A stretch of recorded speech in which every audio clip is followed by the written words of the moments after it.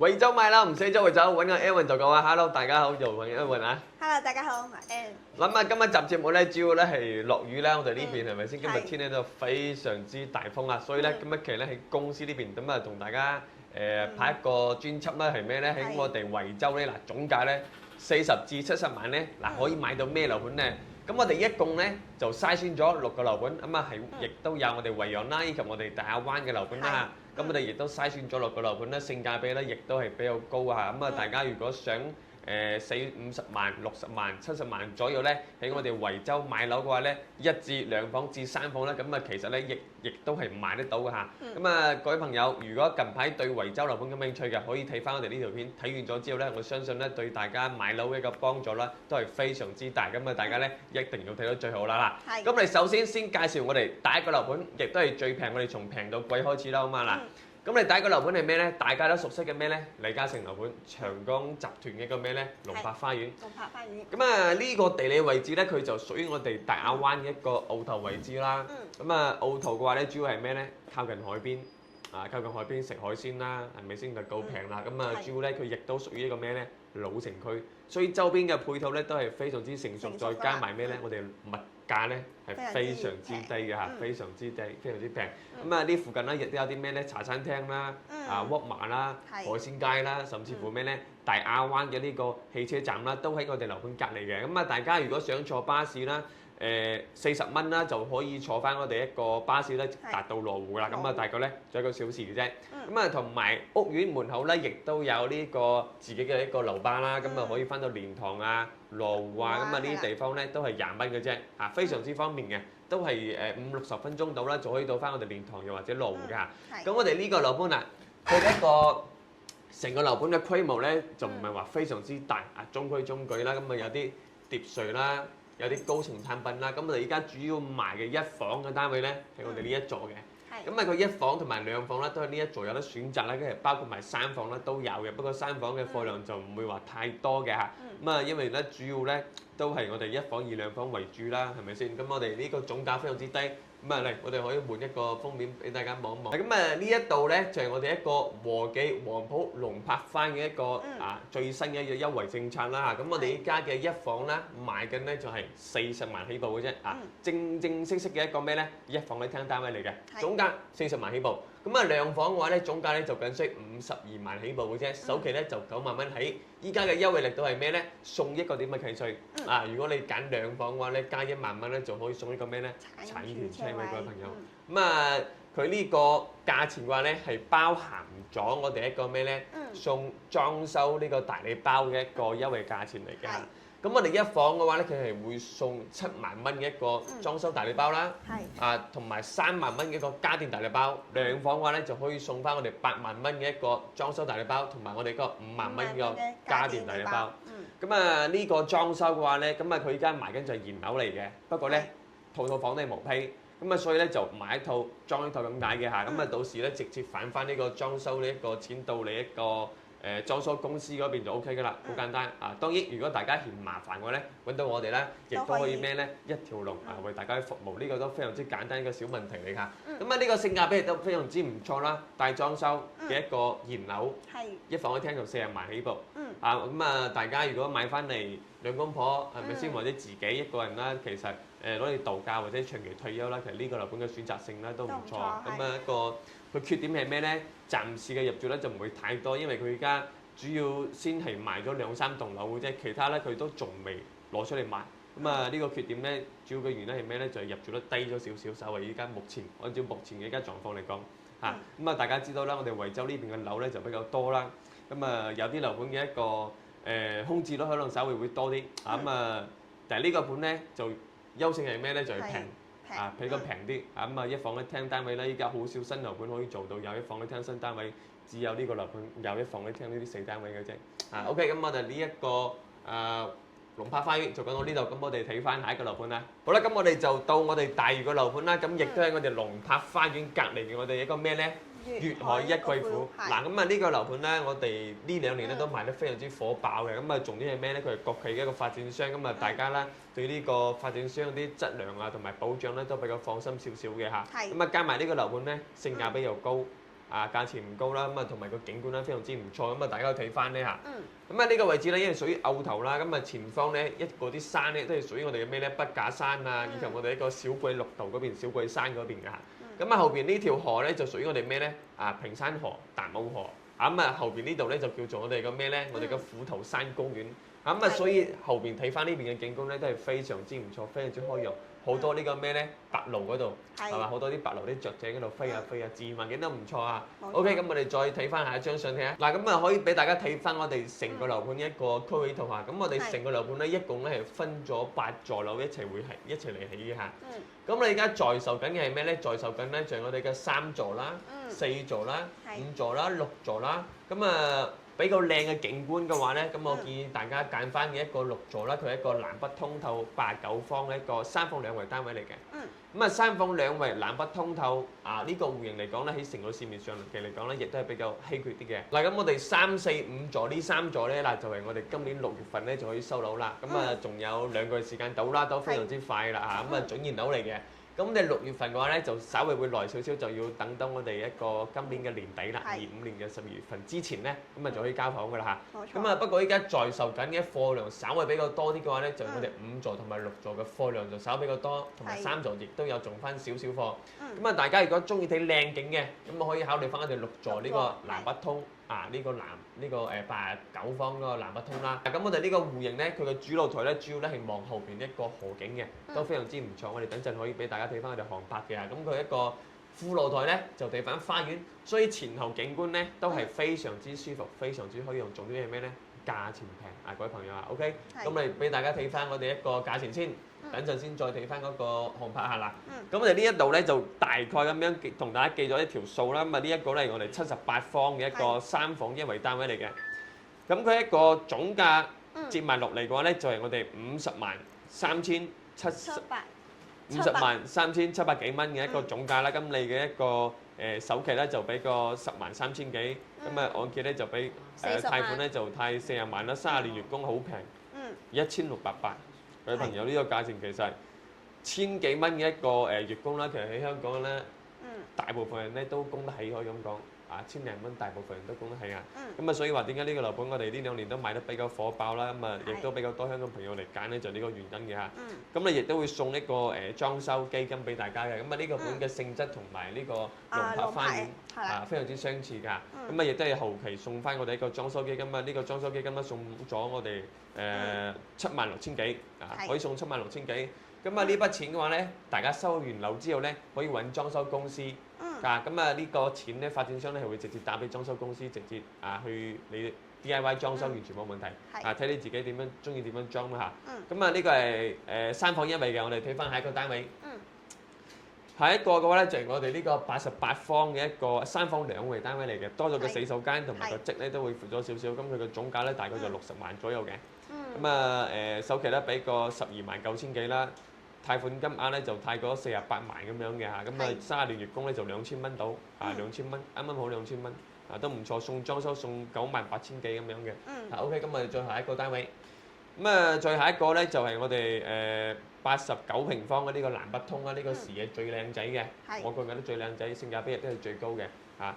嗱咁啊呢一個嘅總價咧就要去到65萬啦，65萬，首期13萬幾，貸款貸52萬。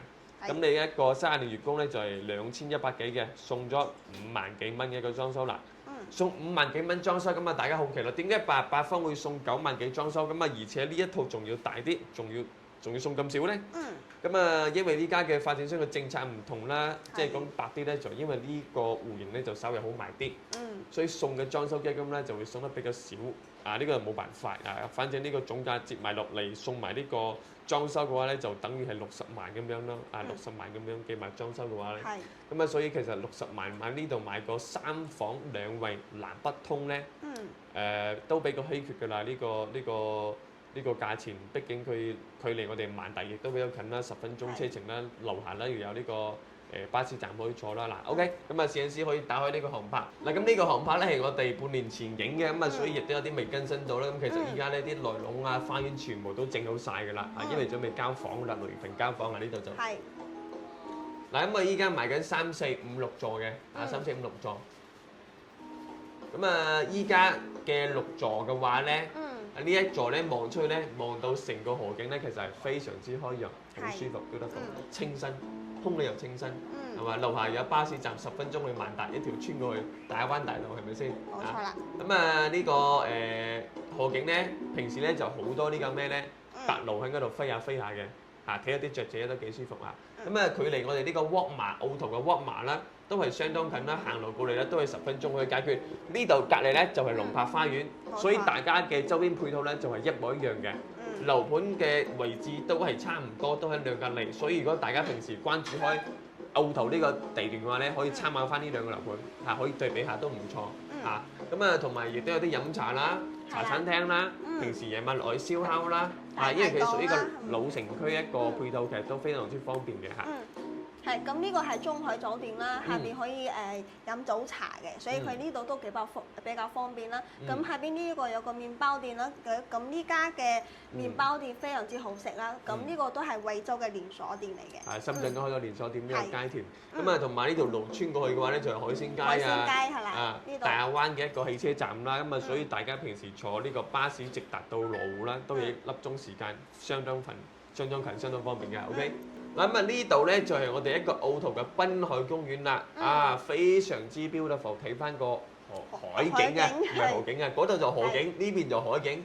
咁啊，前面呢一座山咧就係我哋嘅小桂山嚟嘅，下邊咧係有條小桂綠道啦。咁啊，平時去踩下單車吸下我哋負離子含量咧都係相當舒服。咁啊，同埋下邊呢邊咧亦都有條海鮮街啦。咁啊，所以咧中意食海鮮嘅朋友仔咧一定要嚟澳圖海鮮街呢邊嚟感受下我哋一個當地嘅一個美食同埋我哋當地嘅環境都係非常之舒適嘅嚇。OK，咁啊開始再繼續放。咁你而家嘅惠州政府咧為咗打造我哋濱海公園仲更加靚嘅話咧，咁其實依家呢個地方咧全部已經係圍咗起身㗎啦，重新裝修啊，重新再整靚啲啊。冇錯。咁啊呢個位置咧。咁啊，之前咧80、90年代嗰陣時咧係有一個港口啦，咁其實可以渡輪碼頭，其實可以坐船翻香港嘅。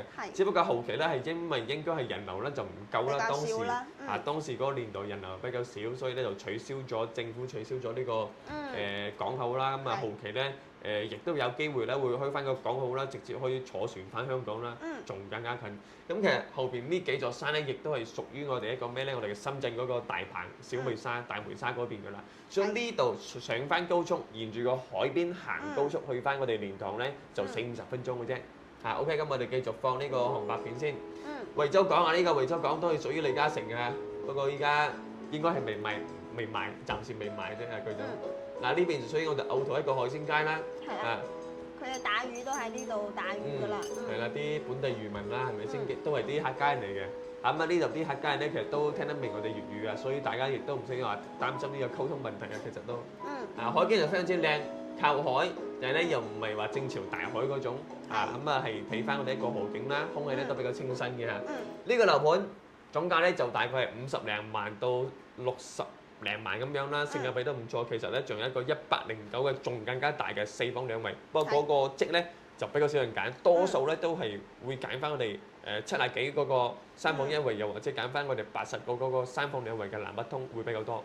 OK，咁啊呢一批就到呢度。不過咧呢個樓盤都賣，呢個樓盤咧係要去到1.5成首期先可以啦，就冇搞呢個低首期嘅政策咁樣嘅。OK，咁我哋去睇下下一個盤啦。好啦，咁我哋而家咧就講到我哋第3個樓盤，嗱邊個樓盤咧？咁佢咧係屬於我哋惠陽淡水嘅一個咩咧？德威花園。咁啊，呢個德威發展商咧喺我哋惠州咧，亦都係一個龍頭企業嚟嘅，亦都係一個惠州一個首富嚟嘅喎。嗱，首富開發嘅樓盤嘅質素如何咧？其實都還唔錯。咁啊，呢個樓盤咧，其實都已經係降過價㗎啦。之前咧都係要去到1萬出頭嚟嘅呢個單價嘅。咁啊，依家呢個單價都非常之平，就僅需5500蚊左右一個單價嘅啫。咁啊，可以俾大家睇翻我哋呢個樓盤周邊嘅配套如何先，因為好多人覺得咧。價錢咁平，周邊配套得唔得啊？阿 M， 你有冇水我要去嗰啲山卡拉地方啊？係咪先嗱？咁啊睇翻呢個先，咁佢一個主要嘅位置咧係靠近我哋淡水嘅一個行政服務中心嗰邊啦，亦都比較近我哋一個淡水嘅汽車站嗰邊嗱。啱先我哋講過嗰個粵海咧，就係大亞灣嘅汽車站。係啦。咁啊呢邊咧就係我哋淡水嘅汽車站嚟嚇。咁啊可以睇翻呢邊咧。個周邊配套咧有我哋嘅天安利廣場啦，咁啊呢邊啲周邊配套啦，飲食啊、咖啡、飲茶啊、星巴克呢啲咧，全部係啦 KTV 啦，全部都有齊晒嘅。周邊配套咧係好成熟嘅嚇。冇錯啦。咁啊，我哋再睇翻下邊先。咁啊，距離我哋嘅沃馬啦、係。淡水嘅好易多啦，嗯。其實咧就僅需係10分鐘左右嘅車程嘅啫，都相當近。呢邊係好多啲淡水本地啲客家人嘅嚇，咁啊客家人主要咧都係住呢邊嘅為多。冇錯。咁啊，同埋咩近排我哋出邊嗰啲咩老街啊，都喺呢附近㗎啦。係。啊，老街橋背嗰邊咧就比較多客家人嘅嚇。嗯。咁你可以再睇翻。我哋往下邊睇睇，呢個係我哋個婦幼醫院嚟嘅，喺呢個樓盤隔離嘅啫。我哋再繼續話下邊睇翻我哋嗰個樓盤啲相可以展示俾大家睇翻啦。咁呢個係花園啦，係啦。咁啊呢個樓盤咧就係我哋一個花園嚟嘅，係我哋呢個樓盤咧都唔算細，都比較大。咁啊成一個屋苑咧，起碼有20幾座樓嘅，有20幾座樓，總共咧就分4期開發。依家發展咗我哋嘅第2期、第3期咁樣嘅嚇。咁啊，依家都係全部都係現樓嘅狀態㗎啦，亦都唔需要擔心話咁平買翻嚟會唔會爛尾點樣嘅嚇。啲樓盤質素都 OK，黃色嘅外立面，綠化啊都還可以，都唔錯嘅嚇。咁你而家嘅亦都有2個泳池添喎，呢個樓盤好犀利喎，佢有2個嗰個室外泳池啊，2個泳池，呢個花園都比較大。咁啊，主要係咩咧？主要咧佢翻我哋一個羅湖都係比較近啲，啊翻羅湖比較近啲啦嚇。因為咧佢落到去淡水汽車站咧就僅需5分鐘車程嘅啫，就2個綠燈啊，落去嘅就係㗎啦啊 OK，咁你再繼續往下邊睇睇，咁啊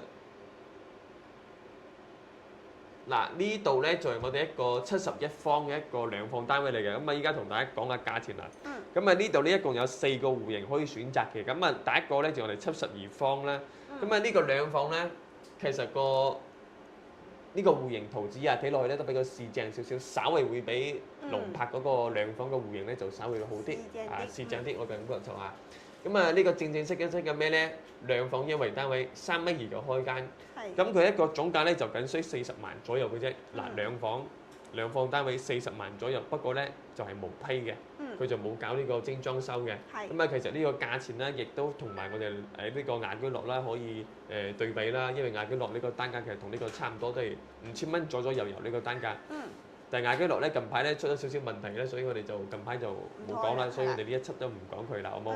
咁啊，因為咩原因咧？呢度就唔方便講啊，我哋有咁興趣，我哋私底下先講啦，好冇？OK，咁啊呢個係71方，總價係40萬左右嘅啫，首期1萬蚊，月供1700蚊就可以搞掂㗎啦。咁啊第二個戶型咧大少少嘅呢個咩咧？97方。但係咧，佢嘅一個戶型咧就少咗個廁所，我個人感覺就少咗個廁所咯，因為佢97方先做咗3房1個衞生間嘅一個戶型，咁佢折後總價咧就52萬左右嘅，52萬左右，首期2萬蚊，月供2100。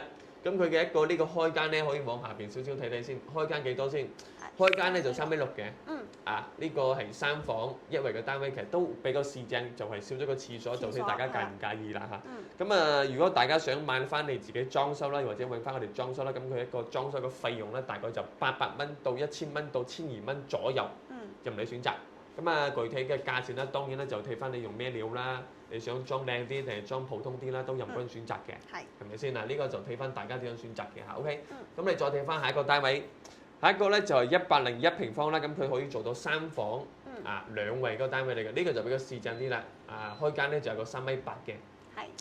咁佢嘅一個總價咧就係55萬左右，嗱都相當平㗎啦，55萬你買一個3房2圍，仲有101方、102方啲單位係咪先？咁啊全部都係睇花園景㗎啦，基本上都全部都係睇花園嘅嚇，就冇話咩開揚景㗎啦。兩房嗰個可能仲會開揚啲，因為佢係靠住馬路嗰度嘅，兩房嗰個開揚少少稍微就。咁佢一個總價咧55萬啦，首期2萬啦，月供咧就2300蚊嘅啫，2000零蚊嘅月供可以買翻套大單位1000尺豪宅，各位朋友1000尺豪宅係咪先？你咁啊睇翻一個最大嘅單位先，最大咧呢個咧有一個130平方嘅4房2圍嘅單位，總價咧就僅需76萬。哇！各位朋友76萬你可以買到咩咧？130平方，即係1400、1500尺㗎啦。如果你喺大灣，你70零萬啦，可能就只能夠喺咩大灣啊呢度買個3房1圍單位啊，甚至乎自在城可能都買唔到自在城，起碼都要80萬左右啦。而且佢係87方嗰啲3房2圍，嗱呢個性價比又高啦。不過就係冇批嘅後期可能要自己裝翻修咯。自己花心思去裝修啦。不過唔緊要，可以交俾我哋。交俾我哋一條龍為大家服務嘅嚇，呢啲完全冇問題，小問題嚟嘅嚇。咁佢一個主要嘅賣點咩咧？係現樓啦，咁啊同埋個低首期啦，咁啊佢主要咩？價錢低，性價比較高又夠平，就咁解咯。呢個樓盤就屬於淡水我哋一個文漢花園再落少少啦，即係我哋好易多落少少，大概就10分鐘車程亦都可以到達㗎啦。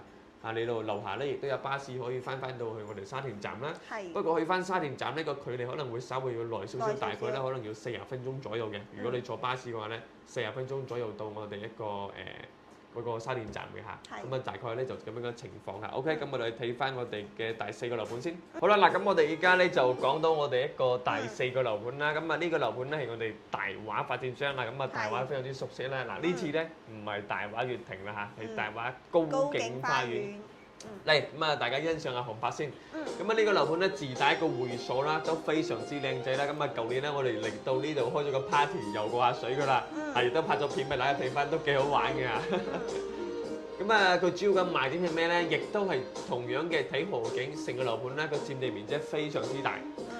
呢個位置落去少少咧，就係啱先我哋介紹到嗰個德威花園，大家個距離咧可能就5分鐘到10分鐘到嘅一個車程嘅啫，都相當近嘅。OK，其中環境咧就非常之舒服啊！成條河咧圍繞住成個樓盤啊。咁啊當然 OK，呢度卡卡先。我哋而家所賣緊嘅呢2座單位咧，其實喺左手邊呢個門口呢2座嘅嚇。咁啊而且咧，無論你買邊個單位咧，基本上咧都全部係一色個望晒我哋成條河景，係非常之開揚。養老退休養老嘅話咧，呢個盤咧其實都值得選擇嘅。再加埋咩咧？我哋嘅品質咧，同埋我哋大華悅庭咧做得都係差唔多。非常之高嘅品質、高質素樓盤。咁佢單價非常之平啦，6000幾蚊起步，仲要咩咧？帶埋天裝修，仲要係現樓添。咁啊揾到我哋嘅話咧，依家咧仲可以送埋咩咧？40平方嗰啲咁咩咧？農場用地。咁啊，即係大家咧可以喺樓下咧自己種菜啦，自己食自己嘅咩咧有機蔬菜啦，都係非常之健康嘅一個玩法嚟㗎啦，依家都係咪先？今日出咗呢個政策，仲要送埋咩咧？送埋家電啦，以及我哋嘅咩咧？我哋嘅一個車位使用權啦，同埋我哋咩咧？我哋嘅會籍。咁啊可以送俾大家，即係啱先我哋睇過呢個 keep fit 嘅地方啦、會所啦、游泳啦、圖書館啦等等啦，都可以使用嘅。OK，咁我哋可以繼續睇翻我哋紅白。而家賣嘅1、2座咯，喺呢度咯。1、2座喺門口呢個位置，到時呢邊咧亦都會慢慢咁起嘅，一座一座起啦嚇。咁啊入邊咧，到時會有我哋一個商業街啦，體育館啦，學校啦，同埋我哋咩籃球場啊，呢啲場所全部都會應有盡有嘅嚇。咁啊呢個位置樓下就有巴士站。依家咧可以直接坐到去我哋一個沙田地鐵站㗎啦，咁啊大概都係40-50分鐘到啦，同埋德威嘅呢個距離係差唔多。咁啊如果你去翻高鐵站咧，大概就係20分鐘到，高鐵站20分鐘到，咁啊60分鐘去翻西九龍㗎啦嚇。咁啊依家呢個，咁佢依家主要咧係賣緊我哋4個單位啦，4個積咧總價咧就55萬到73萬咁樣嘅，都係帶精裝修嘅一個價錢嚟㗎嚇。好，咁我哋睇翻我哋一個戶型圖紙，睇下有咩戶型俾大家選擇先啊！咁啊睇翻我哋呢個戶型圖紙先，咁啊呢一個咧係我哋83方啦，佢竟然可以做到咩咧？南北通透，係咪都係非常之稀缺咧？同埋我哋粵海嗰個89方嘅一個3方2衛南北通呢個戶型有啲相似，呢個咧就少咗個露台，少咗個廁所，就呢個區別啦。係咧，同樣都係南北通透，亦都係望得到我哋嘅咩咧？我哋嘅河景嘅，都係比較開揚。咁佢呢個總價咧就係55萬左右嘅啫，55萬左右嘅啫，可以帶精裝修，重點係咩咧？然後仲有送咁多禮包送俾大家，係咪先 ？OK，咁我哋睇翻下一個大少少嘅咧，就係88方啦。咁佢88方呢個咧，都係咩咧？3房1衛嘅單位嚟嘅，不過咧個房咧就比較大少少咯，同埋一個朝向咧，亦都係望得到我哋河景都比較靚，都唔錯嘅嚇，都唔錯。咁啊呢個咧都係精裝現房嚟嘅，咁佢總價咧大概咧就貴咗幾萬蚊到，大概咧應該就係喺50幾萬、60萬左右咁樣嘅OK，咁我哋睇翻下一個單位，咁啊呢個樓盤咧可以低首期上車可以幾萬蚊首期上車都可以，同埋大華悅庭嘅嗰個政策方案咧係差唔多嘅嚇。係啦，咁啊呢個咧就係101方嘅，101方嘅話咧呢個就係咩咧？1、2、3房2衛嘅單位嚟嘅。咁佢一個總價嘅話咧，總價大概就喺60幾萬，接近70萬左右嘅，接近70萬左右，都係帶精裝修嘅一個戶型嚟嘅嚇。OK，咁啊呢個都係望得到河景嘅，全部望得到河景。好啦，睇翻我哋一個最大嘅係咩咧？106方。咁佢呢個戶型咧係非常之靚嘅，點解咁講咧？因為佢無論係我哋露台呢邊啦，定係話我哋一個房間呢邊咧兩面咧都係望到我哋河景嘅兩面望河，因為佢哋啱好轉角位啊，七字形呢個轉角位亦都屬於單邊位啦，所以佢左右全部望晒河景係非常之開揚嘅。咁佢呢個總價格咧大概咧就喺70萬左右嘅啫，你就可以將佢落低啦。重點都係咩咧？精裝現房。咁啊呢個位置咧，大家咧其實亦都近排好多香港朋友選擇啦。點解咧？因為佢望河景啊嘛，視野開揚，亦都比較通風少少嘅。咁啊同埋樓下咧，你話買餸啊、巴士啊、公交車呢啲交通咧都係非常之方便。咁啊有少少缺點係咩咧？可能就離嗰個淡水嘅市區咧有少少距離咧，咁啊去翻好越多啦，大概咧要10至15分鐘左右嘅車程咧就先可以到達嘅。但係咧都可以低首期上車，仲要咩咧？精裝現房，有會所送埋個會籍俾到大家。咁啊除咗呢啲咧，仲有我哋頭上呢啲大禮包，大家可以參考翻好嘛。OK， 咁我哋而家睇翻第5個樓盤先。好啦，嗱咁我哋而家咧嚟到咗第5個樓盤，咁啊呢個樓盤咧距離我哋萬達廣場啦、翡翠山啦、五月廣場啦，講緊都係10分鐘呢個車程咧，都係相當緊嘅。咁啊呢個樓盤咧就叫做我哋嘅合生時代城啦。咁佢而家賣緊嘅一個價錢咧，都係相當平啊，6800蚊起步咧，大戰裝修，仲要咩咧？都係現樓嚟嘅。係啊。仲要搭埋咩咧？智能家居。智能家居啊，同埋咩咧？中央冷氣俾大家，高質素一個精裝修啊，而且佢仲係咩咧？稀缺嘅一個小高層單位，小高層。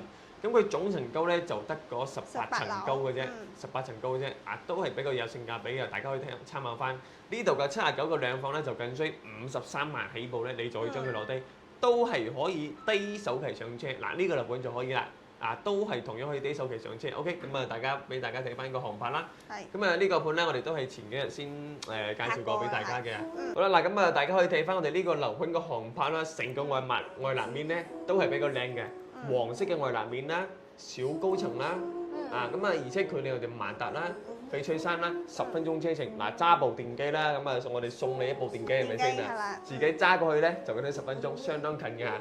咁啊，成個花園嘅來廊嘅質素咧整得都非常之唔錯啦。咁啊，上次我哋拍片嗰時咧都講咗咩咧？